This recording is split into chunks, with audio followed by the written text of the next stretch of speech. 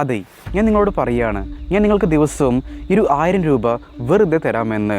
വേറെ നിങ്ങളൊന്നും ചെയ്യേണ്ട ആവശ്യമില്ല, ജസ്റ്റ് നിങ്ങൾ വെറുതെ ഇരുന്നാൽ മതി. അങ്ങനെ ഞാൻ നിങ്ങൾക്ക് ഒരു 30 ദിവസം 1000 രൂപ വെറുതെ തരികയാണ്. എന്നാൽ 30ാമത്തെ ദിവസത്തിന് ശേഷം ഞാൻ പറയുകയാണ്, ഇനി നിങ്ങൾക്ക് 1000 രൂപ ലഭിക്കണമെങ്കിൽ ഞാൻ പറയുന്ന ഈ ഒരു കാര്യം ചെയ്യണമെന്ന്.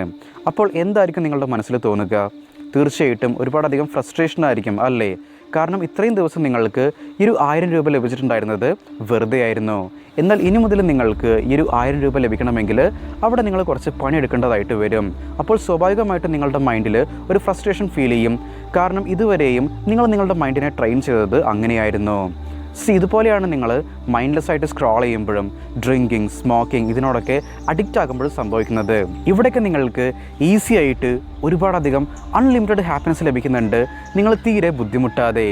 പിന്നീട് നിങ്ങൾ പഠിക്കണം, വർക്ക് ചെയ്യണമെന്നൊക്കെ വിചാരിക്കുമ്പോൾ അല്ലെങ്കിൽ അതിനായിട്ട് ട്രൈ ചെയ്യുമ്പോഴൊക്കെ നിങ്ങളുടെ മൈൻഡ് എന്നുള്ളത് നിങ്ങളെ ഒരുപാടധികം റെസിസ്റ്റ് ചെയ്യും. കാരണം അവിടെയൊക്കെ നിങ്ങൾ കുറച്ചധികം ബുദ്ധിമുട്ടേണ്ടതായിട്ട് വരും. എന്നാൽ മാത്രമേ നിങ്ങൾക്ക് അതിൻ്റെ റിസൾട്ട് ലഭിക്കുകയുള്ളൂ. അപ്പോൾ സ്വാഭാവികമായിട്ട് നിങ്ങളുടെ മൈൻഡിൽ ഒരുപാടധികം ഫ്രസ്ട്രേഷൻ, സ്ട്രെസ്സ്, ടെൻഷൻ ഇതൊക്കെ ഫീൽ ചെയ്യും. നമ്മളിവിടെ മനസ്സിലാക്കേണ്ടത്, നമുക്ക് വെറുതെ ലഭിക്കുന്ന ഹാപ്പിനെസ് അത് നമ്മളെ ഒരു മടിയനാക്കി മാറ്റുകയും നേരെ മറിച്ച് നമ്മൾ അത്യാവശ്യം ബുദ്ധിമുട്ടി കഷ്ടപ്പെട്ട് നമുക്ക് ലഭിക്കുന്ന ആ ഒരു ഹാപ്പിനെസ് നമ്മളെ മോട്ടിവേറ്റ് ചെയ്യുകയും നമ്മുടെ ലൈഫിൻ്റെ ഗ്രോത്തിനായിട്ട് സഹായിക്കും എന്നുള്ളതുമാണ്. ഏത് ഹാപ്പിനെസ് വേണമെന്നുള്ളത് ഇനി നിങ്ങളുടെ ചോയ്സാണ്.